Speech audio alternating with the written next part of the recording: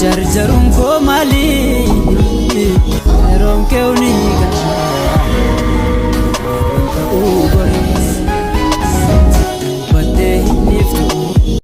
Arka fuune kabajamtoota fi daawwattoota sabboontu chaanaal jirtu nagaa keessanii ana buleettiin keessa nagaa irraa faguutuun qaba inni nagaa keenya ta'e immoo maqaan isaa eebbifamu guyyaarraa waan isin yeroo hundumayyuu nagaafattan qabadhee isinii dhufuufanii na duukaa bu'aatii akkamitti YouTube banatu yookiin immoo emailii banatu jettanii nagaafattan jechuudha.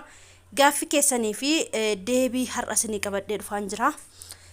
Yoo kamiyyuu isin dhibee setting keessa akkuma nani galee kanatti setting keessa galtu jechuudha.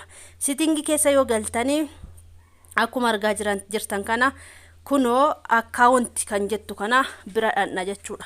Account kan jedhu kana bira yoo naqu aadi account kan jedhu kana bira dhufee jira jechuudha. Aadi account kana bira yoo dhufu Google kan jettu kana nan tuqaa jechuudha. As keessa Google barbaadanii Google sana bira deemtu jechuudha. Amma gaa password kootiin banadhaani kunoo password bilbila kooti isin gaafata. Password bilbila keessanii isin gaafata. Password bilbila keessanii yoo tuqxani eessa isin geessa kunoo email iddoo isin gaafataa jira jechuudha. Email yookiin YouTube banattan yookiin immoo email waan barbaadan itti fayyadamtan isin gaafachaa jira jechuudha. Isa booda maal gootu ifama sagalee na bira jiruu fi email amma fakkeenyaaf ani leensaa jedhee yoon bane leensaa jedhee yoon bane jechuudha. Kun akkuma argitan leensaa jedhee yoon bane leensaa gam kun akkuma argitan kana kaa'ee gammilii kana yoon kaa'ee naaf hojjeta jechuudha. Achi dhuftanii akkasiin hojjetuuf for self kan jedhu kan tuqeera. Isa booda maqaa koo na gaafata jechuudha. Ammas leensaa dhuman jedha. Leensaa tube akkasiin jedha jechuudha. Achiin ishii kana tuqxu jechuudha. Achiin immoo guyyaa isin gaafata. Guyyaa 12 zimmee mangochaa jira. Juulaay year yookiin immoo bara 1984 callisee mangochaa jira jechuudha. Dhiira moo dubaraa family yookiin immoo male jedhee callisee mangochaa jira jechuudha. Akkasittiin gootu argitanii leensaa kan jedhu dhufee jira jechuudha. Kunoo ishii tokkoffaa irratti tuqaasee jira. Ishii tuqeeni net kan jettu sana tuqa jechuudha. Password gaafachaa jira jechuudha. Lakkoofsaanis ta'uu danda'a password maqaa keessanii yookiin immoo password barbaadan itti galfachuu ni dandeessu jechuudha. Leensaa 8 ta'uu qaba kan itti galchitanii 2 3 4 5 6 7 8 8 ta'amtiire 8 manatti fakkaata 8 guutuu qaba. Bilbila koo itti galcha jechuudha. Bilbila koon itti galcha jechuudha. Akkuma argitan kana argaa jirtu miti. Kan Itoophiyaa naaf fideen Itoophiyaa keessa waan hin jiruuf ishi kan Itoophiyaa waan naaf fidee fi ani immoo 9 duwwaa 9 digdam callisee mani galchaa jira jechuudhaani. Akkasittiin callisee man galchaa jira.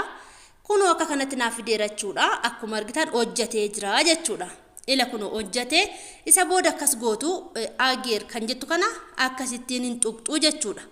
Argaa jirtu emailii barachuun isuma kana jechuudha. Isa booda eessaa dhuftanii sirreessitu.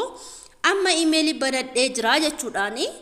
Emailii banadhee waan hin jiruufi asirraa akkasitti baatu irraa baatanii eessa dhaqxu YouTube yookiin immoo YouTube keessa dhaqxu jechuudha. YouTube keessa dhaqxu isinii fida jechuudha. Emailii amma bantanii kan koo amma naa fida jechuudha. Ilaala kan irra jiru maqaa biraati. Kan irra jiru maqaa biraati. Iddoo kan akkasitti tuxxaniit isa amma bantan sana akka nama loogaawwatii godhutti dhuftanii tuqxu. Maqaa keessanirra profiilii keessanirra tuqxu. Achi immoo akkasitti naaf fidaa maqaa nama banadhee lakunooti jechuudha. Leensaa tube fidee jira jechuudha. Leensaa tube kan jedhu naaf fidee jira jechuudha. Kun akkuma argaa jirtan kana naa bayeetu jira jechuudha. Waan an barbaade ilaaluullee nan danda'a jechuudha. Argaa jirtu miti. Emailii banachuu jechuun kanumadha wanta biraatii miti. Isinis immoo akkasittiin banachuu ni dandeessu jechuudha. Amma fakkeenyaaf create gochuu barbaadani emailii isa kana amma fakkeenyaaf settingii keessa galtu jechuudha. Isuma kanumsaa settingii isaa keessa hin galtu jechuudha. Settingii isaa keessa galtanii akkasittiin asii miti yoo naa dhufe sirriitti himachuudha. Akkati sirreeffattanii akkaataa YouTube'itti banatan haala salphaa ta'een akkasittiin banachuu dandeessu. Akkuma argitan kana leensaa tuub jedhee naa dhufee jira. Yoon immoo jijjiiruu barbaade akkasittiin nan jijjiirachuudha. Garuu jijjiiruu hin barbaanne ila kun akkasittiin jijjiirrattu jechuudha. Imeelii mana nama baneedha jechuudha. Akkasittiin banadhaa. Guddaa miti xiqqaadha jechuudha. Fakkeenyaaf amma banadheera YouTube koo yoon sarchi gochuu barbaade sabboontuu leensaa tuubar jedhee naa dhufee jira. Kun akkuma argitan sabboontuu leensaa tuubar kun akkuma argitan kana naa dhufeera. Akkasittiin daawwadhaan isiniin jechuu barbaada. Kanuma wanti biraa hin jiru. Imeelii banachuun kanumadha. Jabaadhaan isiniin jedha. Nagaatti tura. Kanuma wanti biraa hin jiru jechuudha. Nagaatti tura. Viidiyoo kana hanga dhumaatti ilaalaati irraa baradhaan isiniin jechuu barbaada. Nagaatti tura waan na dhaggeeffattaniif waan na caqastaniif waan tokko immoo gaaffii na gaafatanii turtanii isumatti isinii dabala. Akkamittiin viidiyoo keenya walitti hidhachuu dandeenya warra jettaniif gaaffii keessan isiniif hin deebisachuudha. Isas na duukaa bu'aa. Kun akkuma argitan intro kana jechuudha. Introoni viidiyoo walitti hidhuudhaa fi viidiyoo itti naqanababaruudhaa fi nama fayyadachuudha. Introon kunis isaanis aqanababarachuu ni dandeessu. Isas buufadha. Innis haala salphaa ta'een introon kunis hin aqanababarachuudhaanaaf isaan aqanababaradha jechuudha. Fakkeenyaaf kanarras yoo goone intro buufattanii kanas yoo barbaadan gochuu dandeessu. Argitanitti kanas gochuu ni dandeessu yoo barbaadanii jechuudha. Isa booda immoo isin agarsiisa. Tokkumeerree wanti nuti jira.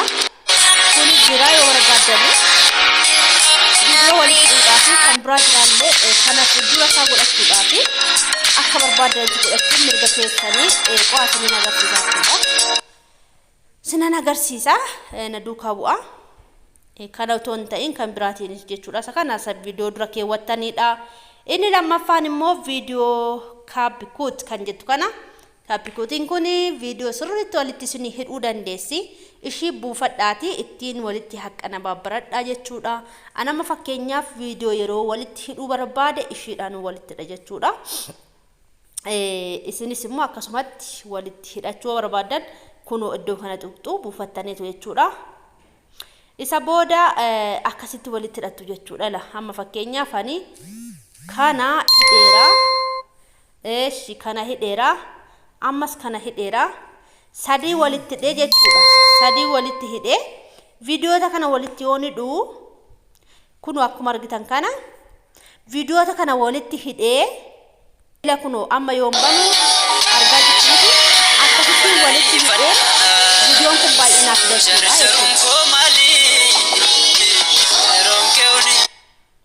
Akkuma argitan kana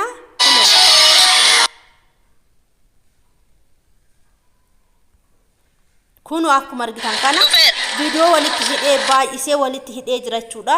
Isa booda kunoo iddoo mallattoo asii olii garagalte kana ishii tuqxu jechuudha walitti hidhuudhaaf. Kanadha kan biraa immoo wanti na gaafattanii wanta baay'ee tureeyyuu ilaaleetan immoo koomentii keessanii ilaaleeni deebisaa isiniif laadhaa. Nagaatti tura turtii gaarii isinii haa ta'u. Like share comment gochuu hin dagatina adaraa keessan isiniin jechuun barbaada. Like godha share godha comment godha wal jajjabeessa keessumatti dhugaa dubbachuudhaaf ijoollonni muraasti like gootanii daawwattanii ma bira darbitu like godha wanti isin raacitu hin jiru wal fayyadaan isiniin jechuu barbaada. Guddaa galatooma waan na daawwattanii fi guddaa galatooma galanni keessan guddaa baay'eedhaan isiniin jechuu barbaada.